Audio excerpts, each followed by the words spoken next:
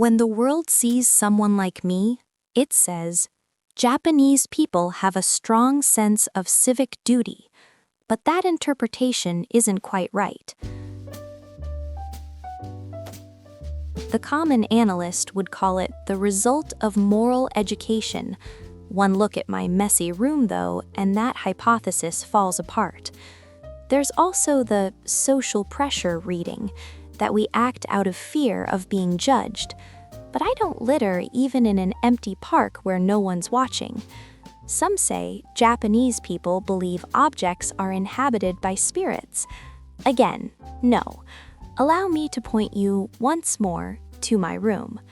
None of the three existing theories apply to me, but since childhood and still today as an adult, I carry my trash home of my own accord.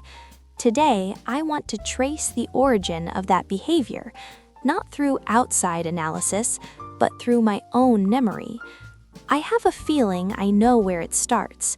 Small, unremarkable exchanges with my parents early in childhood. The dirty stuffed animal is crying.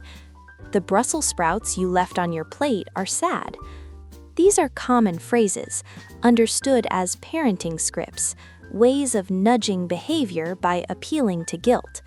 I grew up hearing them too, of course. But then there was this.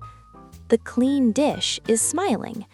The road is drinking the water you poured and feeling happy. In my house, the targets expanded from objects to infrastructure, taught in front of the real thing with real emotions projected onto it.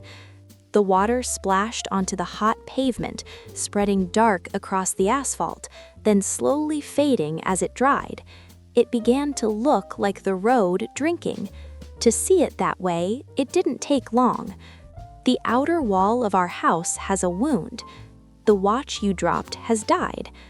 This kind of repetition likely dissolved somewhere in my young brain the boundary between the living and the inert.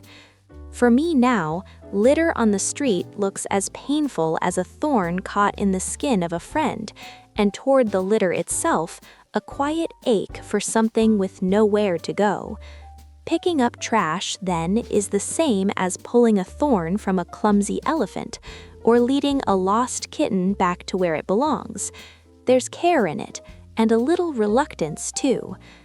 I won't claim every Japanese person is this way, but my own impulse to keep the streets clean isn't driven by morality, pressure, or belief.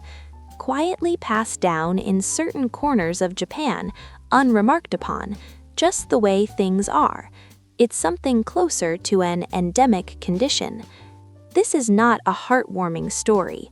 With this assumption in place, a certain design choice in the Japanese market makes sense. Food nearing its expiration date used to get a simple discount sticker. Now, many of them say, "Please help me." If my hypothesis is right, this is a rational design.